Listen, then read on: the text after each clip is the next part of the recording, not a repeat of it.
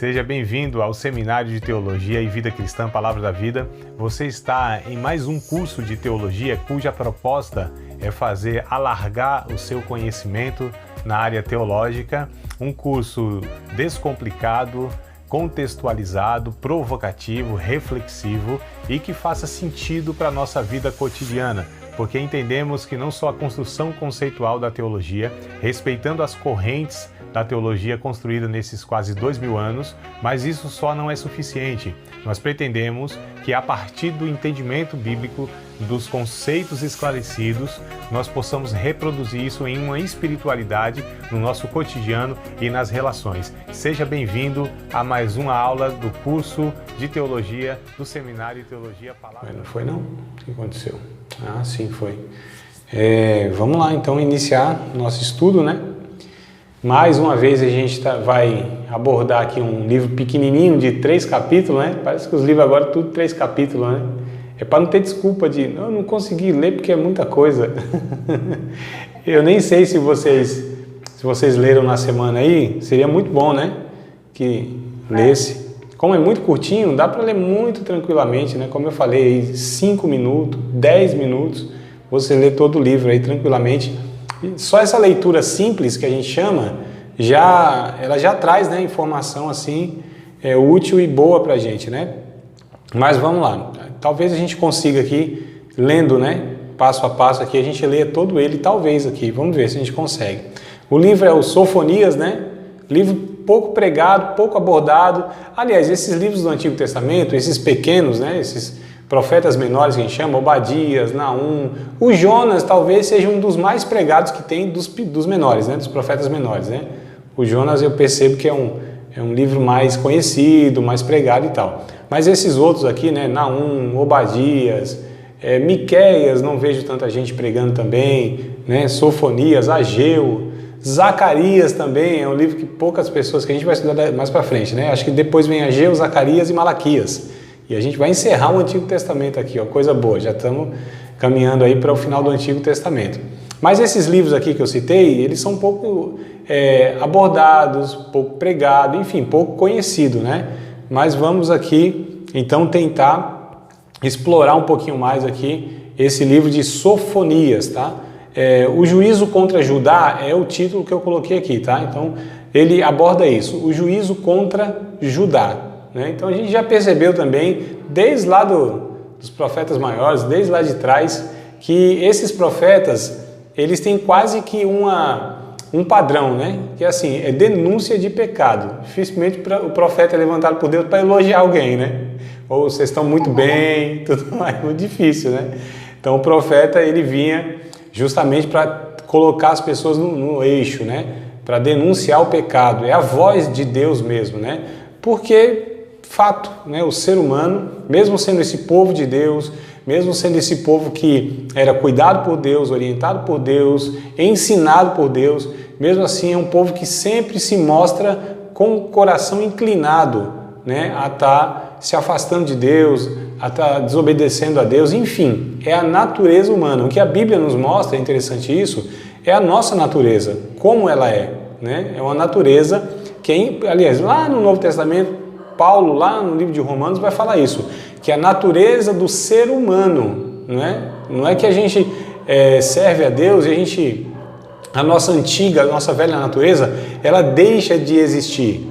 Ela é dominada no sentido que Deus nos dá recurso e a gente consegue, né, a graça de Deus em nós consegue refrear, né, os pecados assim mais intensos e tudo mais. Mas, vez por outra, a gente se surpreende no sentido que a gente é pego, né, em um pecado, em um erro e tal, diariamente falando, e às vezes uma questão mais explícita, né, mais escandalosa, que traz assim mesmo, de fato, um efeito mais danoso para a nossa vida. Mas enfim, a natureza pecaminosa, mesmo para o povo de Deus, ainda é uma realidade na sua vida. É por isso que a gente precisa estar diariamente tendo uma vida de oração, leitura bíblica, né? Vivermos em comunhão, um grupo de pessoas que estão sempre orando uns pelos outros, ensinando uns aos outros, exortando uns aos outros, enfim, isso tudo a Bíblia nos ensina, nos mostra que são recursos, né, para que a gente possa ir assim, caminhando, sendo santificado, aperfeiçoado, né, sendo edificados como corpo de Cristo. Então, daí a importância de a gente sempre se debruçar, como eu disse, diariamente, né, na Bíblia Sagrada, no estudo bíblico, na vida de comunhão com outros irmãos e também aqui em oração, né? Então, assim, é prática diária, a gente chama de disciplina espiritual, né? É bom a gente falar isso porque nos dias que a gente está vivendo, as pessoas estão desprezando a necessidade de vida diária de oração, a necessidade de caminhar com um grupo de pessoas, né? Tem gente aí que está até decidindo, falando, eu não preciso de igreja. Não é só de igreja, essas pessoas não têm comunhão com outros irmãos periodicamente. Então, assim, ninguém é obrigado a frequentar uma igreja A ou B, né? Então, tem gente que não se identifica com uma igreja, com outra igreja, mas assim, não é proposta saudável nós sermos autônomos, caminharmos sozinhos na vida. Ninguém é autossuficiente. Eu preciso, né, de um irmão ou de alguns irmãos que me orientem, que olhem por mim, né, que possa ser de fato pessoas que assim me exortam, me incentivam, me animam, me repreendem quando necessário, porque senão a gente vai cair aí no engano, né, de que nós somos tão maduros, tão autossuficientes que a gente não precisa, isso é um engano, né? Mas só para falar sobre essa realidade que sempre foi uma realidade para o povo de Deus. Imagina, né, para os outros, se o povo de Deus é assim, porque nós não temos diferença. Eu disse que a natureza é a mesma, só que nós que servimos a Deus, entregamos nossa vida a Deus, nós temos então isso aqui, ó, a palavra de Deus, né, as pessoas que no caso aqui, hoje nós temos os pastores, né, nós temos líderes na igreja que fazem esse papel ou deveriam fazer esse papel, mas o que eles tinham na antiguidade era isso, eram os profetas, eram essas figuras que eram usados por Deus para alertar o povo, para exortar o povo e para trazer mensagem também de esperança, como que a gente vai ver aqui, e que também é quase um padrão, né? Até nem me lembro se algum profeta não segue esse padrão, que é assim, eles anunciam o juízo de Deus.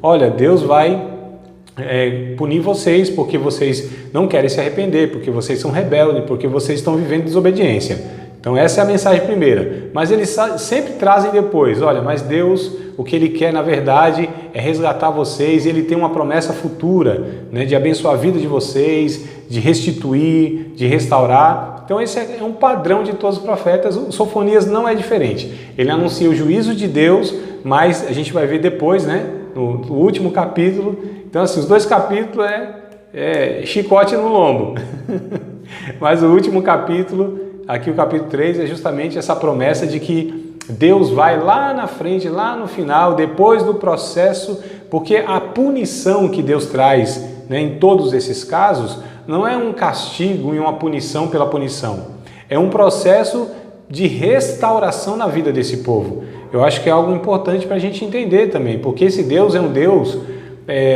Deus que ama, né? Se Ele corrige é porque Ele ama. Se Ele não amasse, Ele deixaria as pessoas assim de qualquer forma, né? Até a gente faz esse paralelo, nós que somos pais, né, mães e tudo mais, quando a gente corrige os nossos filhos, priva eles de alguma coisa, vai lá e dá uma bronca, enfim, algum ato de correção, não é porque nós não amamos os nossos filhos, justamente ao contrário, porque nós amamos e nós sabemos que se eles não forem corrigidos, eles vão ser prejudicados, né, por esse estilo de vida, né, por esse ato, por esse pensamento.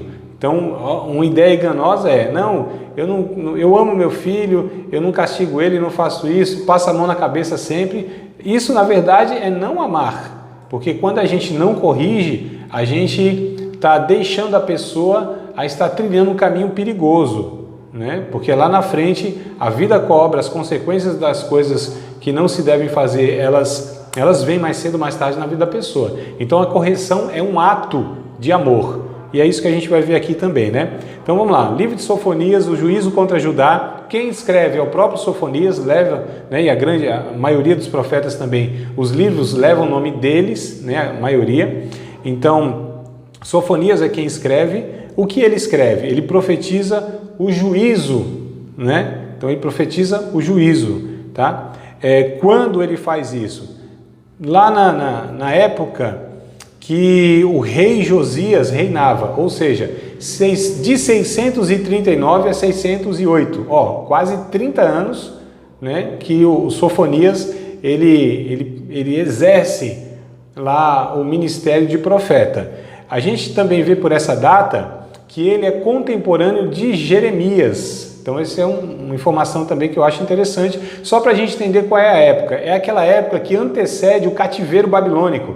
Então a gente falou do Ezequiel, a gente falou do Daniel, né, alguns profetas que foram assim contemporâneos.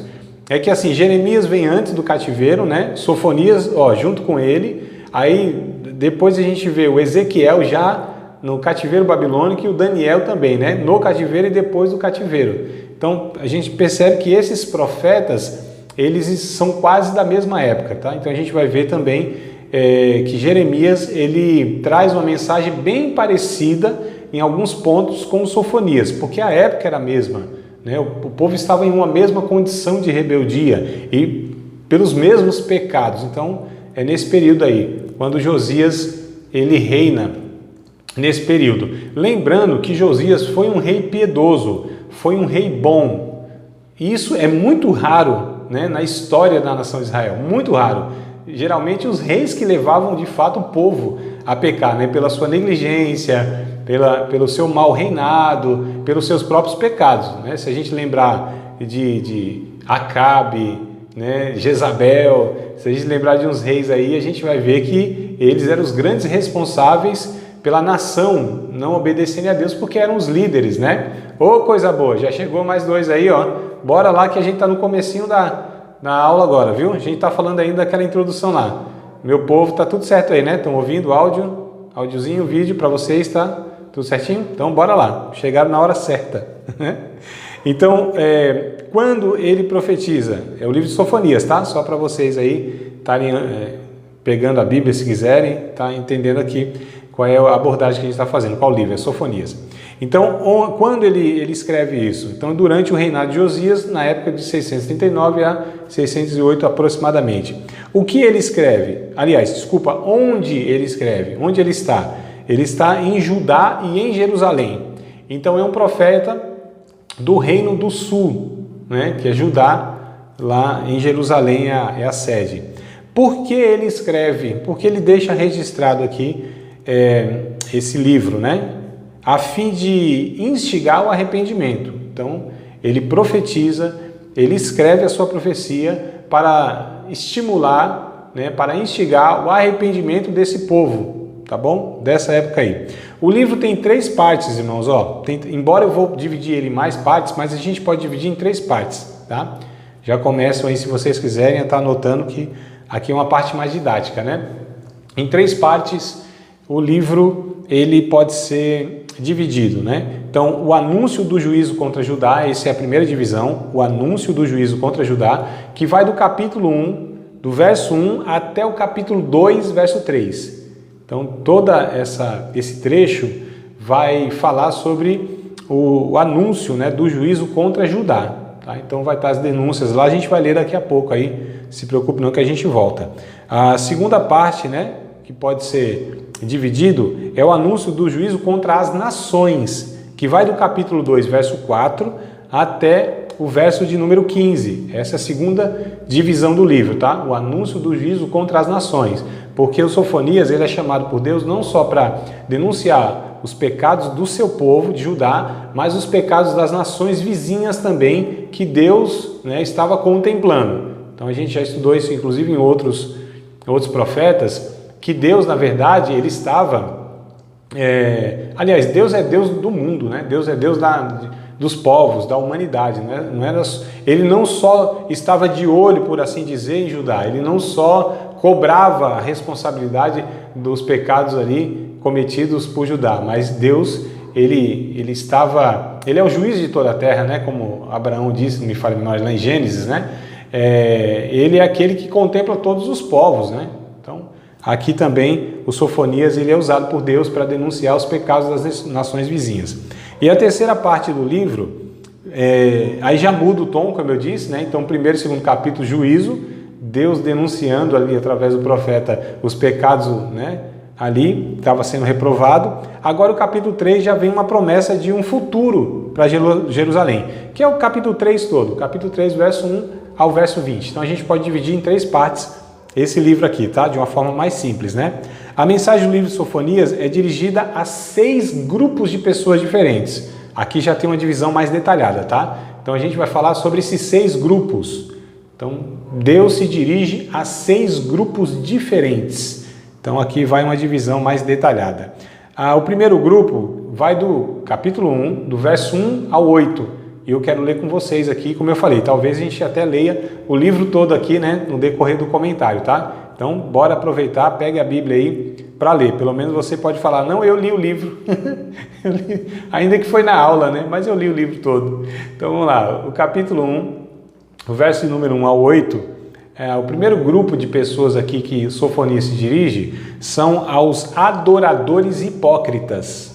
Então, olha só, veja bem, verso 1 ao verso de número 8, tá? O verso 1, na verdade, é a apresentação do profeta, né? Palavra do Senhor vinda a Sofonias, filho de Cusi, filho de Gedalias, filho de Amarias, filho de Ezequias, nos dias de Josias, filho de Amon, rei de Judá. Então, o primeiro versículo aqui já fala qual é o período, qual é, na verdade, a sua descendência do profeta. Não fala muita coisa dele, né? Mas fala aqui pelo menos a sua descendência e qual o período que ele profetiza, nos dias de Josias. Como eu disse, Josias foi um rei bom, piedoso, fez uma reforma, né? Trazendo a lei de Deus de novo, né? Que o povo tinha esquecido, o negócio estava tão feio que eles esqueceram da prática de recorrerem à lei de Deus, no caso, a Torá, o Pentateuco, né? A lei de Moisés. Eles já não tinham muito interesse, tá? Pela lei de Deus. Nenhuma novidade, né? Quando o povo se desinteressa pela Bíblia, amados, pela palavra de Deus, a tendência é viver mesmo uma vida de rebeldia, de pecado e desobediência. Tem uma frase interessante que diz assim: ou a Bíblia te afastará do pecado, ou o pecado te afastará da Bíblia. Então, acho que isso é verdadeiro sim, né? Então, vamos lá. Ele fez uma reforma, só que essa reforma não foi suficiente, não foi duradoura. O povo estava tão afundado no pecado há tempo que não teve aquele efeito duradouro. Momentaneamente, Josias conseguiu ali corrigir algumas coisas, né? Celebrou a ceia a Páscoa, no caso, né? Ceia para nós. Celebrou a Páscoa. Leu lá a lei, como rei tentou fazer o papel dele, mas o povo acabou não dando continuidade a isso aí. Verso 2, inteiramente consumirei tudo sobre a face da terra, diz o Senhor. Arrebatarei os homens e os animais, consumirei as aves do céu e os peixes do mar e os tropeços com os ímpios, e exterminarei os homens de cima da terra, disse o Senhor. Verso 4, estenderei minha mão contra Judá e contra todos os habitantes de Jerusalém, e exterminarei deste lugar o resto de Baal e o nome dos Quemarins. Isso aqui eram ídolos, né, que tinham na época lá, tá? Na verdade eram algum tipo de sacerdote, né? Os Quemarins com os sacerdotes. E os que sobre os telhados se curvam ao exército do céu, e os que se inclinam jurando ao Senhor e jurando por Malcã, e os que, isso aqui são deuses também, né? E os que deixam de andar em seguimento do Senhor, e os que não buscam o Senhor nem perguntam por ele. Cala-te diante do Senhor Jeová, porque o dia do Senhor está perto, porque o Senhor preparou o sacrifício e santificou os seus convidados.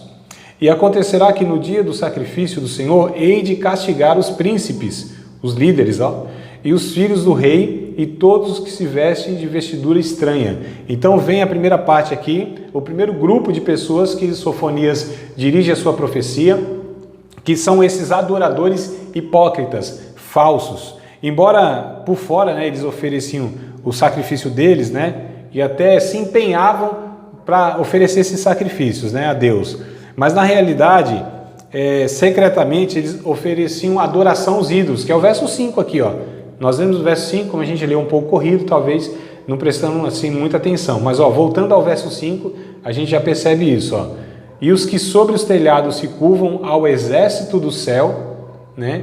Aqui, na verdade, é uma adoração ao misticismo, à astrologia, essa busca por adivinhação, né? E os que se inclinam jurando ao Senhor e juram por Malcã, ou aqui é Moloque, que era aquele deus onde o ídolo no caso, né? Os pagãos consideravam Deus, mas era o ídolo onde eles ofereciam sacrifício de crianças, irmãos. Olha o nível espiritual que chegou o povo de Deus.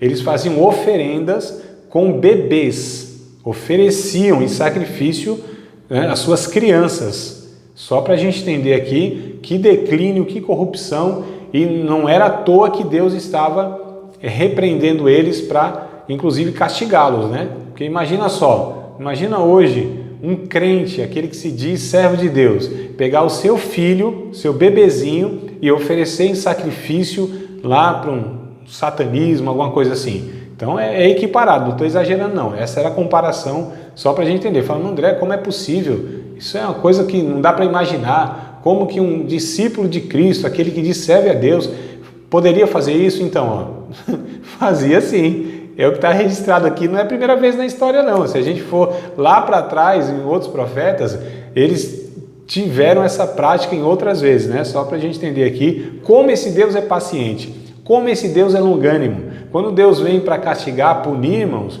não é porque Deus perdeu a paciência. Deus está há séculos, muitas vezes, né? Literalmente há séculos, muitas vezes, tentando fazer o povo reconhecer os seus pecados e tudo mais. E o povo sempre, geração após geração, rebelde. E aí Deus chega a um ponto, né, que a sua justiça, a sua santidade, ela cobra o pecado ali, tá? E é o que acontece aqui. Então o primeiro grupo é esse, são adoradores hipócritas.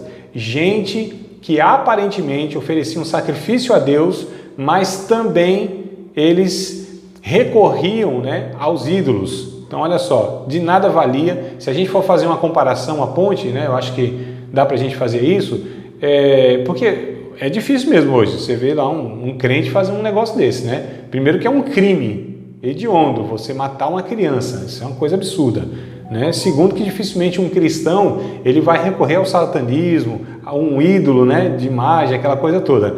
Mas muitas vezes a comparação que a gente pode fazer é o seguinte: hoje pessoas que dizem que servem a Deus, mas muitas vezes tem outras adorações, entre aspas, ou tem uma postura, porque a idolatria, amados, a gente quando ouve essa palavra idolatria, o que a gente remete? O que a gente projeta? Uma imagem, não é? Não é isso que a gente vê na cabeça? Ó, idolatria, alguém que dobra o joelho, acende uma vela lá, faz alguma coisa lá para uma imagem.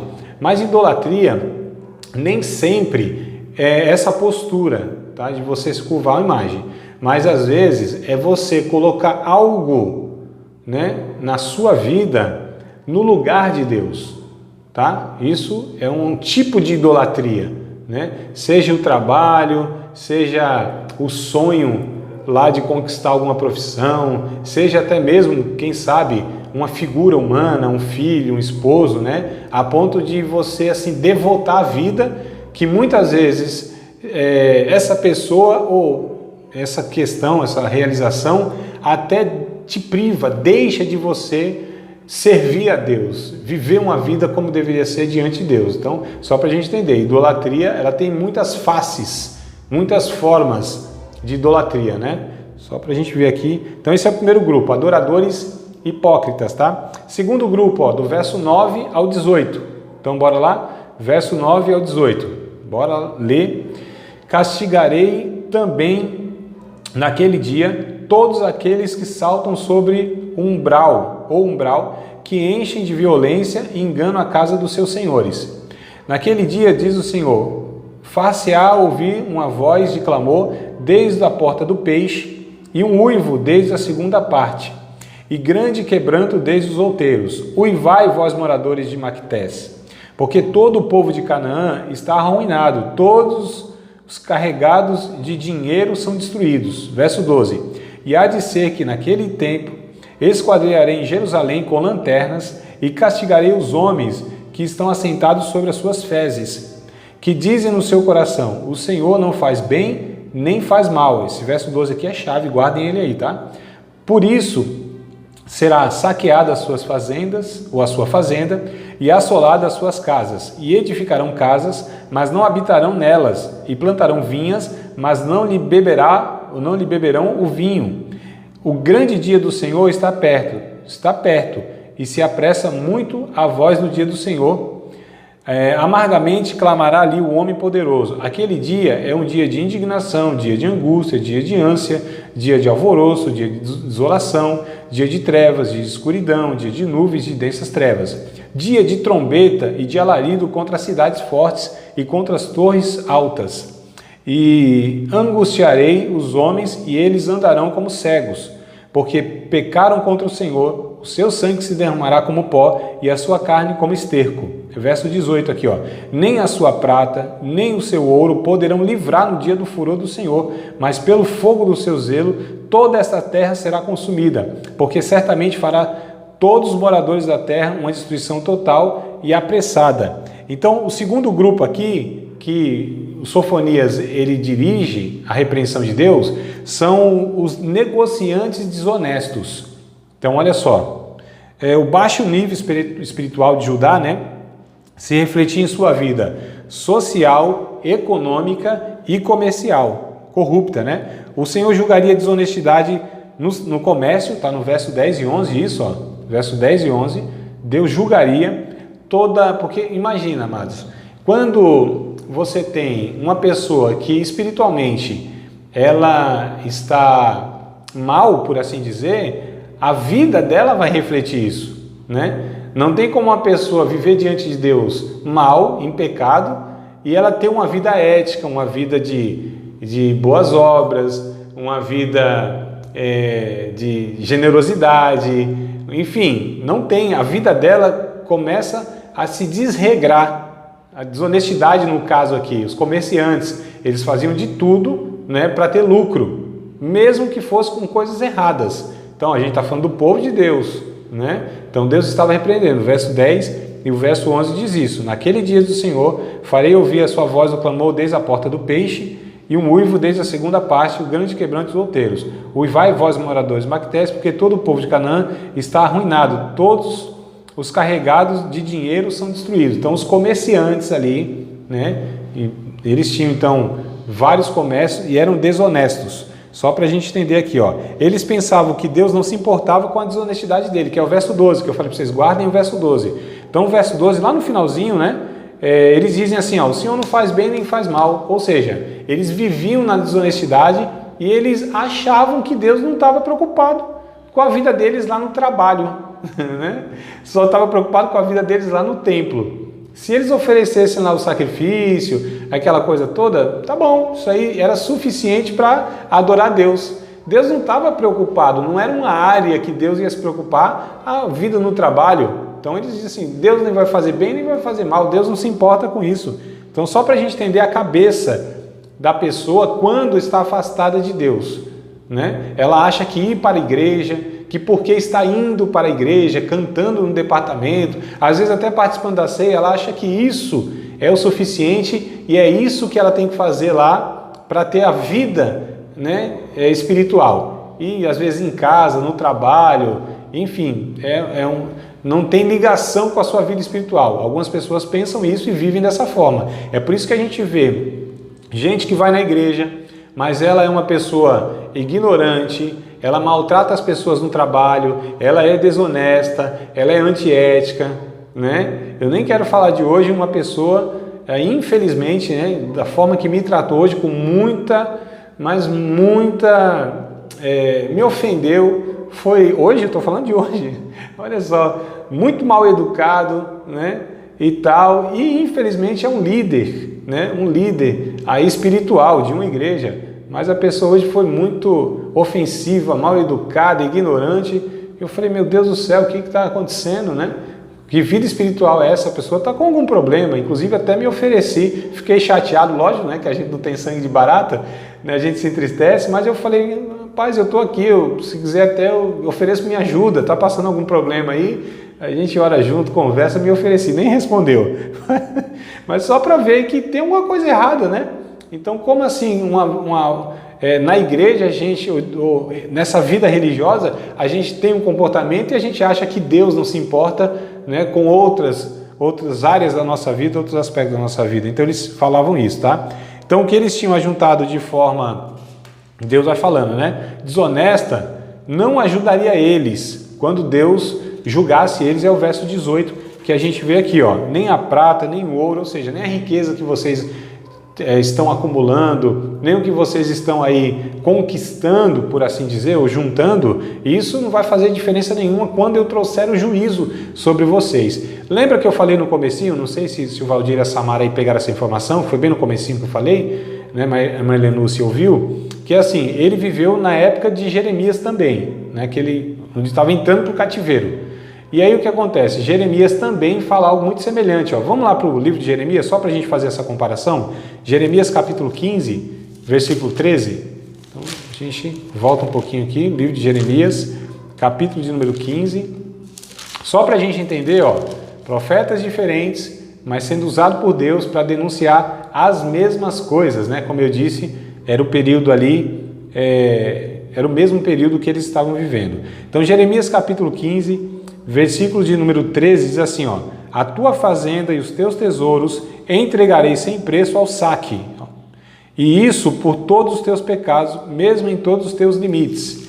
Então, ó, a mesma denúncia aqui, que eles estavam juntando dinheiro, e esse dinheiro Deus iria permitir que os seus inimigos tomassem, né, roubassem. Ainda em Jeremias capítulo 17, versículo de número 3.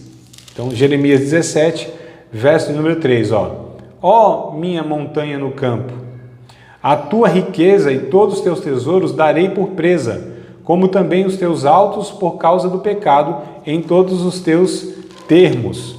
Capítulo 20, Jeremias, capítulo 20, versículo de número 5. Também darei toda a fazenda desta cidade e todo o seu trabalho e todas as suas coisas preciosas. Sim, todos os tesouros dos reis de Judá entregarei na mão dos seus inimigos, os quais eita, essa palavra aqui me complica, saqueá-los-ão, essas versões aqui, acaba com o professor, hein? Vão saquear, né? Vão tomar e vão levar, porque olha como está aqui, ó, saqueá-los-ão, tomá-los-ão e levá-los-ão, aí me complicam. Meu Deus do céu. Então assim, Deus disse que iriam saqueá-los, ia tomar, ia levar aí a Babilônia, né? Que ia levar enfim, a economia, né? Tudo que eles tinham conquistado. Por quê, amados? Porque eles tinham conquistado aquilo com desonestidade, explorando os outros. Então Deus estava... Isso aqui quem faz? Ó, Jeremias fala, é a Babilônia, né? Sofonias já não fala... Não dá aí o nome da nação, quem Deus ia usar. Mas o Jeremias ajuda a gente, dizendo quem era o instrumento de Deus, e a gente já vê que foi um pouquinho antes do cativeiro, né? Então vamos lá. O segundo grupo são esses negociantes honestos que Deus comunica através do Sofonias. Terceiro grupo, amados, terceiro grupo que Deus vai repreendendo lá. E aí já vamos para o capítulo 2, verso 1 e 3, tá? Então capítulo 2, verso 1 e verso 3. Congrega-te, sim, congrega-te, ó nação que não tens desejo, antes que saia o decreto e o dia passe como palha, antes que venham sobre vós a ira do Senhor, sim, antes que venham sobre vós o dia da ira do Senhor. Buscai o Senhor, vós todos os mansos da terra, que pondes por obra o seu juízo, buscai a justiça, buscai a mansidão, porventura sereis escondidos no dia da ira do Senhor. Então olha só, os servos humildes aqui é o terceiro grupo que Sofonias dirige a sua profecia, tá? Em meio a toda essa corrupção, né, havia alguns que eram sérios e humildes, ó, e foram convocados a buscar o Senhor, que é o verso 3. Então tinha toda a nação lá, a grande maioria, né, a maior parte, corrompida, rebelde, desobediente e tudo mais. Só que tinha um chamado remanescente, que a gente chama, né? Um pequeno grupo em toda a nação que o Sofonias estava falando, vocês são humildes, vocês são sérios, ainda que seja minoria, um pequeno povo, mas Deus está convocando vocês para buscá-lo, né, em humildade. Então só para a gente ver aqui, ó, olha como Deus também estava contemplando, né, esse pequeno grupo no meio de tantas outras pessoas rebeldes. Como Deus, Ele é justo. Como Deus separa, né, as pessoas rebeldes das desobedientes. Como Deus, Ele recompensa, Ele contempla o esforço e a sinceridade, ainda que seja uma minoria, ainda que seja meia dúzia lá de gato pingado, como a gente chama, né? Dentre tantas pessoas. É por isso, amados, que a gente nunca deve desanimar. O negócio pode estar feio, o negócio pode estar ruim, sei lá, de repente um monte de gente em nossa volta não está tendo temor de Deus, está fazendo as coisas erradas, mas nós somos convocados, chamados para vivermos diante de Deus com seriedade, com humildade, com arrependimento, e para que a gente não se entregue a talvez a maioria, não? Ou essa multidão que fala, todo mundo está fazendo, todo mundo faz assim, não tem jeito mesmo. Não. Deus está também, né, contemplando aqueles que ainda no seu coração, né, eles têm uma disposição para falar, Jesus, eu quero te servir com verdade, com sinceridade. Não é que o negócio esteja feio aí, né, em grande parte, mas a gente pode e deve fazer a diferença no sentido de que nós não podemos, não devemos e não precisamos repetir os pecados e os erros das pessoas em nossa volta, ainda que seja a maioria, amados. Então, assim, num país, por exemplo, onde a desonestidade é muito grande, a corrupção é muito grande, onde muitas igrejas evangélicas, assim, infelizmente, grande parte das pessoas, elas não correspondem, né, como deveriam o evangelho. Mesmo assim, a gente precisa tomar a decisão de estar fazendo aquilo que nós entendemos que é correto, servirmos a Deus como nós aprendemos, como nós estamos aprendendo e como Deus vai nos guiando. Então, ainda que a maioria não faça, porque assim, parece que tem hora que a gente tem a síndrome de Elias, né? Senhor, só sobrou eu. O negócio está tão feio que só sobrou eu. Não sobrou só a gente não. Tem um bocado de gente aí também, mas que às vezes elas estão, né, no meio, quase que perdida de tantas outras pessoas que desonram o nome de Deus, mas que nós não possamos ser essas pessoas, tá? Deus está nos convocando para sermos essas pessoas aqui, ó, do capítulo 2, verso 1 ao 3, né? Então a gente vê um terceiro grupo. O quarto grupo aqui, ó, quarto grupo, são os opressores arrogantes, tá? Verso 4 ao 15, do capítulo 2, verso 4 ao 15, vou ler aqui com vocês, tá? Bora lá. Porque Gaza será desamparada e Asquelon assolada, Asdod ao meio-dia será expelida e Ecrom desarraigada. Ai dos habitantes da borda do mar, do povo dos quereteus. Esses homens aqui também tinham uns nomes ruins para escolher, né, para grupo, né? Então vamos lá, continuando aqui que vai até o verso 15. A palavra do Senhor será contra vós, ó Canaã, terra dos filisteus, e eu vos farei destruir até que não haja morador. Verso de número 6, tá? E a borda do mar será de pastagens, com cabanas para os pastores e currais para os rebanhos. E será a costa para o resto da casa de Judá, para que nela apacentem. À tarde se assentarão nas casas de Asquelon, porque o Senhor seu Deus os visitará, reconduzirá os seus cativos. E eu ouvi o escárnio de Moabe e as injuriosas palavras dos filhos de Amon, com os que escarneceram do meu povo e se engrandeceram contra o seu termo. A gente percebe aqui que são nações vizinhas, ó, né? Os moabitas, os amonitas. Verso 9.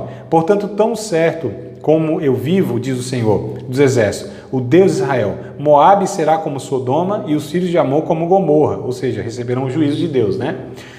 Campo de urtigas e poços de sal e assolação perpétua. O resto do meu povo os saqueará e o restante do meu povo os possuirá. Deus está falando, inclusive, de um período futuro aqui, o remanescente, né?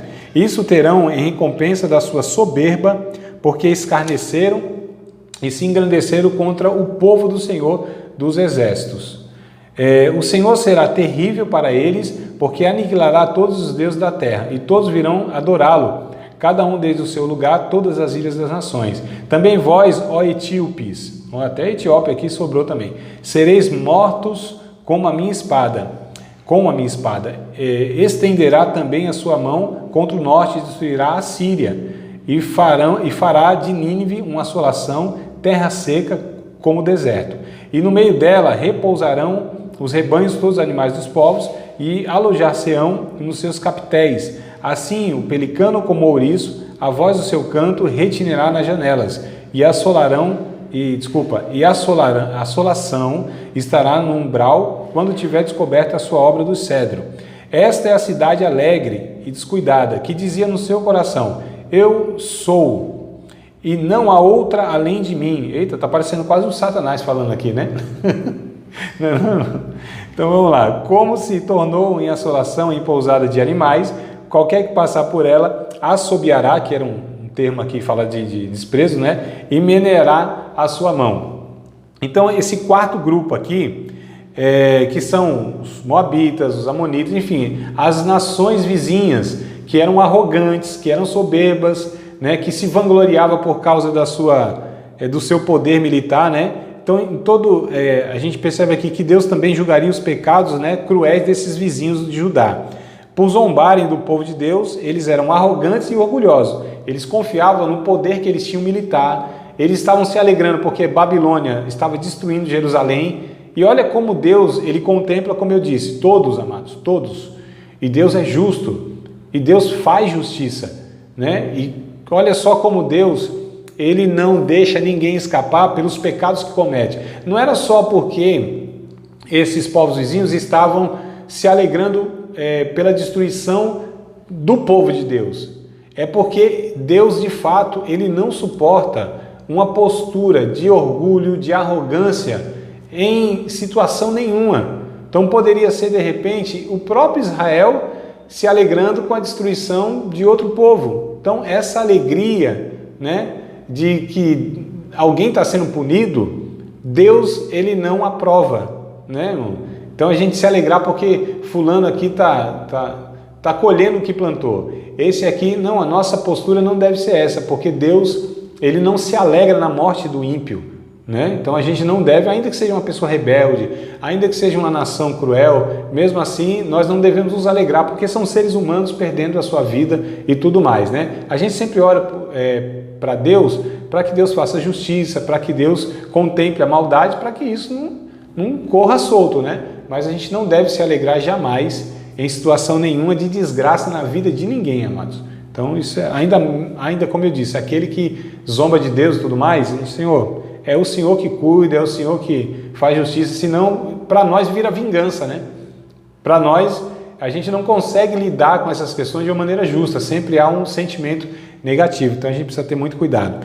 Vamos falar sobre o quinto grupo aqui, já o capítulo 3, ó, já entrando aqui no finalzinho do livro para a gente ver se encerra aqui e ler todo o livro, né? Estou me esforçando aqui para ler todo o livro, só falta um capítulo, já lemos 2 capítulos aqui, ó, inteirinho, hein? Bora lá, né? Vamos lá. Então, o capítulo 3, do verso 1 ao 13, é o quinto grupo que Sofonias, ele dirige a sua profecia. Então, bora ler aqui. Ai da rebelde e manchada da cidade opressora. Verso 2 do capítulo 3.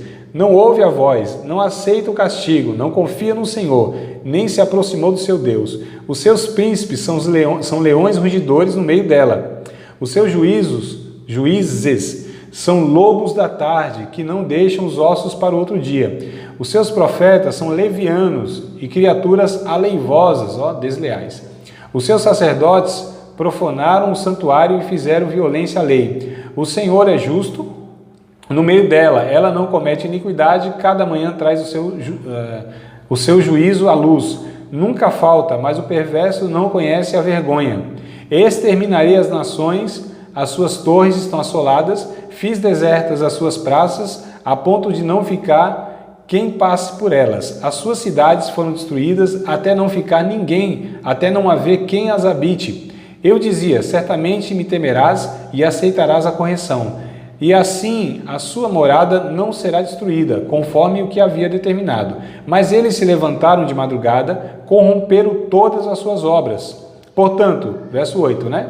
Esperai-me a mim, diz o Senhor, no dia em que eu me levantar para o despojo, porque o meu juízo é ajuntar as nações e congregar os reinos, para sobre eles derramar a minha indignação e todo o ardor da minha ira. Porque toda esta terra será consumida pelo fogo do meu zelo. Porque então darei lábios puros aos povos, para que todos invoquem o nome do Senhor, para que o sirvam com o mesmo espírito, da além dos rios da Etiópia e os meus zelosos adoradores, filha da minha dispersão, me trarão sacrifícios. Olha, aqui já vem uma palavra de esperança, né?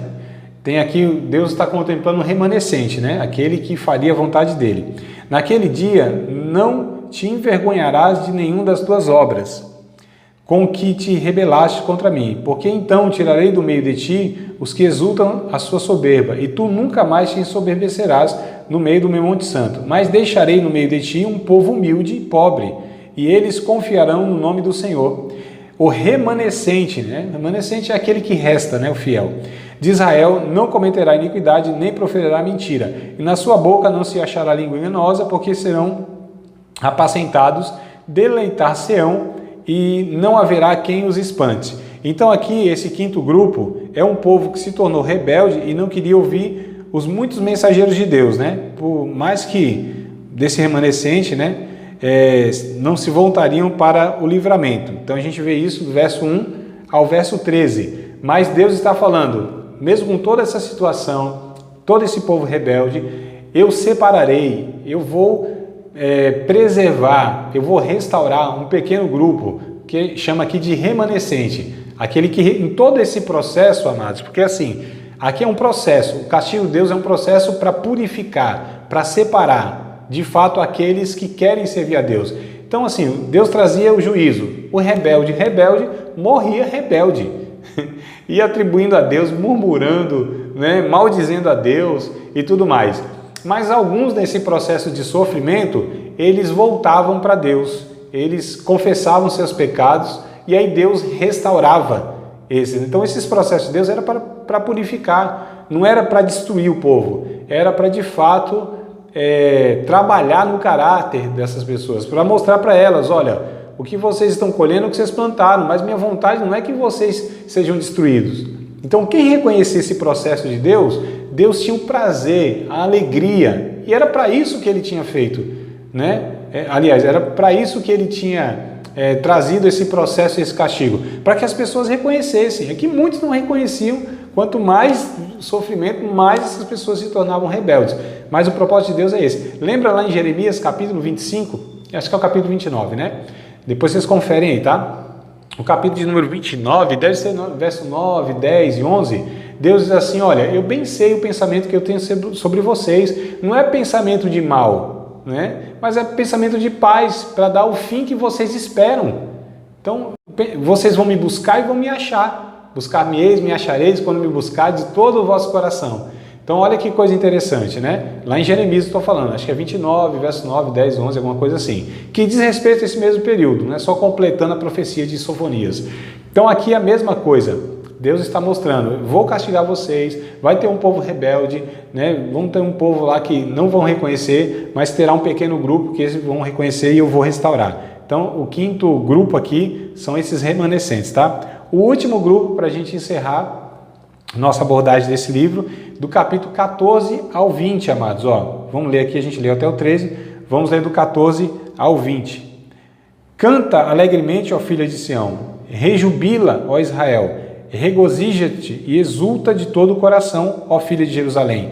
O Senhor afastou os teus juízos, exterminou o teu inimigo, o Senhor, o rei de Israel, está no meio de ti. Tu não verás mais mal algum. Naquele dia se dirá a Jerusalém, não temas, ó Sião, não se enfraqueçam as tuas mãos. O Senhor teu Deus está no meio de ti, poderoso para te salvar. Ele se deleitará em ti com alegria. Calar-se-á por seu amor, regozijar-se-á a ti com júbilo. Os que em ti se entristeceram, por causa da reunião solene, os congregarei. Esses para os quais o peso foi uma afronta. Eis que naquele tempo procederei contra todos os que te afligem.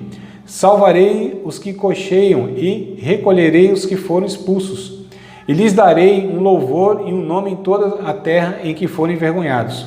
Naquele tempo vos recolherei, certamente darei um nome e um louvor entre todos os povos da terra, quando reconduzir os vossos cativos diante dos vossos olhos, diz o Senhor. Então, o sexto e último grupo aqui são esses vencedores, né, que iriam se alegrar. Um dia, Judá se firmaria sobre os seus pés, Deus mesmo estaria no meio dela, o que é o verso 17, né? Depois de corrigidos, eles estariam numa terra para servi-lo e trazer a Deus alegria. Então aqui, eu lembro inclusive do Salmo 137, se não me falha a memória, né? 137, alguma coisa assim. Vou até procurando aqui enquanto eu falo com vocês.